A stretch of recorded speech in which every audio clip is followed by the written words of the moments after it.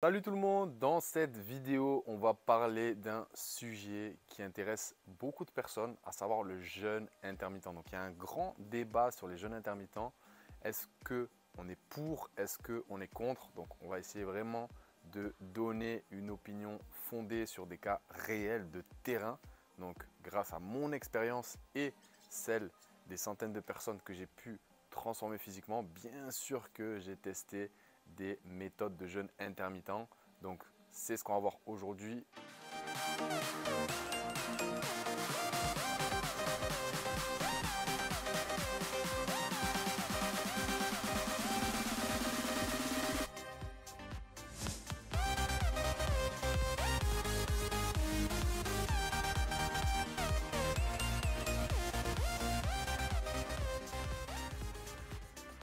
Juste avant, je t'invite à liker et aussi à t'abonner à la chaîne YouTube. Ça permettra de booster l'algorithme afin de diffuser au maximum cette vidéo et d'aider les gens qui se posent cette question à pouvoir avoir des éléments de réponse.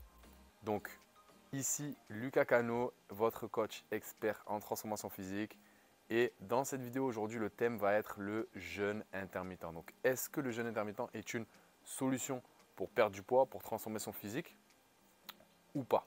Donc pour moi, le jeûne intermittent est hyper intéressant pour mettre en place une habitude. Et on va parler de cette habitude, mais c'est une habitude clé pour la transformation physique. Donc moi, j'utilise le jeûne intermittent beaucoup plus en stratégie qu'en méthodologie.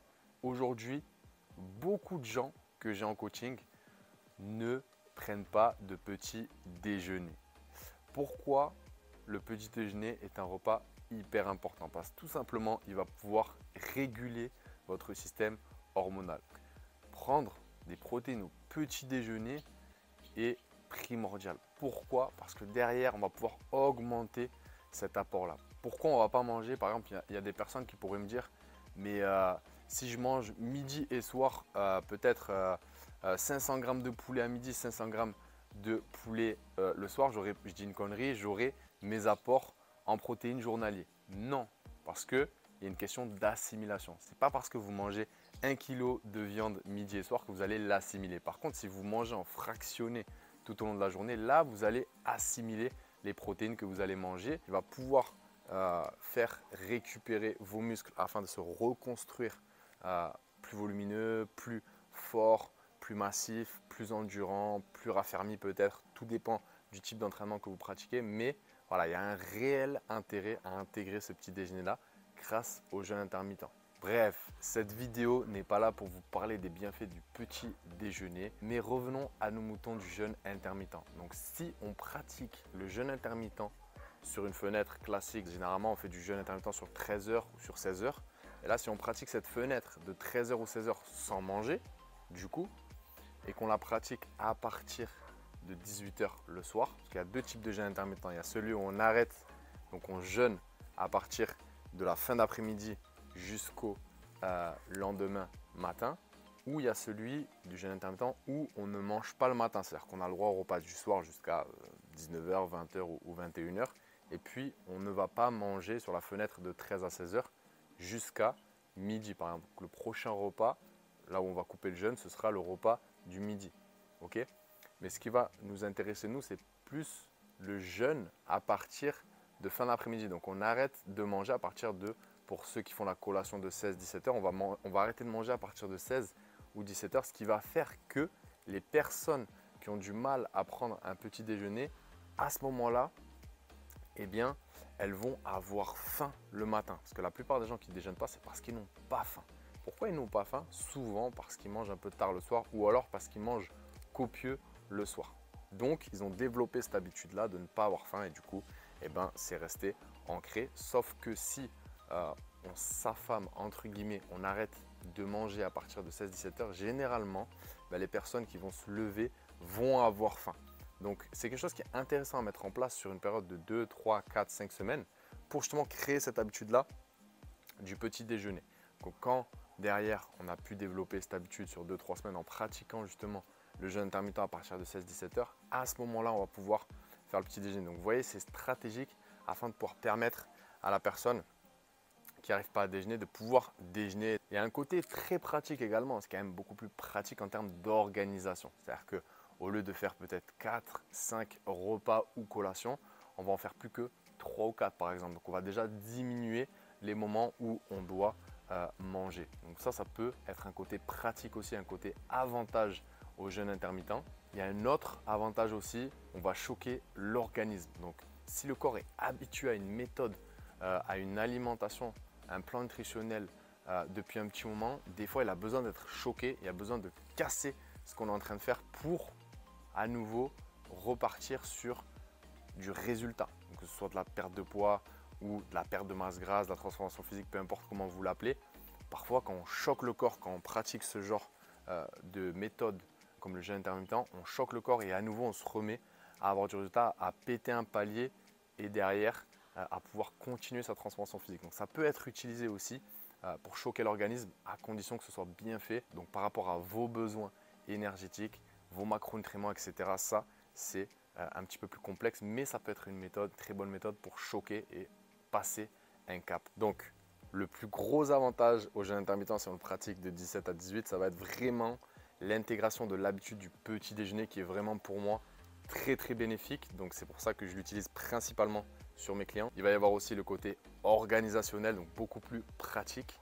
Et il va y avoir aussi l'effet, on choque l'organisme pour passer un cap, pour continuer à avoir du résultat si on bloque dans la perte de poids depuis un petit moment. Donc ça c'est très intéressant, il y a vraiment 3 avantages à pratiquer.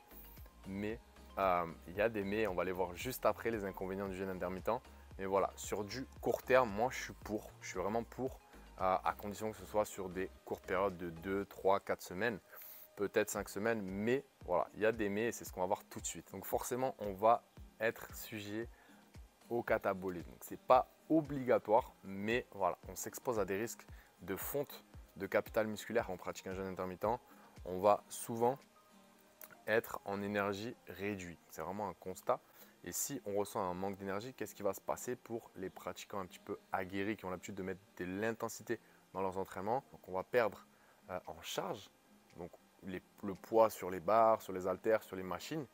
Et on va perdre un petit peu aussi en qualité physique. Donc forcément, la dépense calorique qu'on va avoir lors de notre séance sera un petit peu moindre. Donc forcément, on perd un petit peu, on gagne d'un côté, on perd de l'autre. Et le risque aussi, c'est que forcément, si vous diminuez votre charge, vous savez très bien que le capital musculaire est dû au stress musculaire que l'on apporte pendant l'entraînement. Donc si on manque de stress musculaire, si on diminue ses charges, à ce moment-là, c'est très compliqué de conserver son volume musculaire. Donc ça fait partie des risques un petit peu du jeûne intermittent, c'est qu'on peut cataboliser. Donc on peut faire un peu de fonte musculaire si on n'arrive pas à maintenir les charges. Donc après, si on arrive à le faire suffisamment sur du court terme, normalement, il ne devrait pas y avoir de risque. Mais quand les personnes vraiment le font sur du long terme, bien souvent, ce qui se passe, c'est qu'on n'a pas assez d'apport énergétique. On peut diminuer en forme. Donc forcément, derrière, on brûle moins de calories lors de l'entraînement. Autre chose, lorsqu'on ressent la faim et lorsqu'on est bas en énergie, on peut avoir des fringales. On peut stresser son corps. Si c'est bien fait, encore une fois, ça peut ne pas arriver si on essaye de faire bien les choses sur du court terme. Mais si on fait ça trop longtemps et qu'on ne maîtrise pas tous les paramètres, à ce moment-là, on s'expose aussi à des risques de fringales et du coup de tuer sa diète. Parce que si derrière, je me mets des grosses diètes de jeûne intermittent, etc.